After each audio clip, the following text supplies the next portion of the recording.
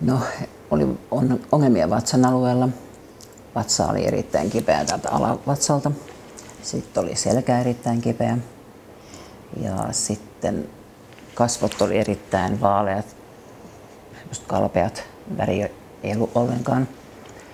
Ja ei pysynyt yhtään istumassa, ei seisomassa.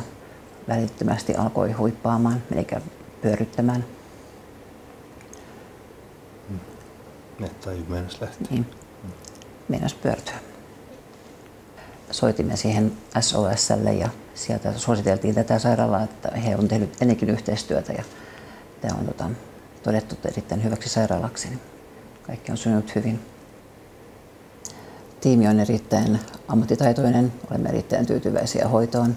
Lääkärit on erittäin perinpohjaisia tutkimuksissa ja hoitajat on erittäin huolellisia ja ystävällisiä ja olemme kaikin puolin tyytyväisiä.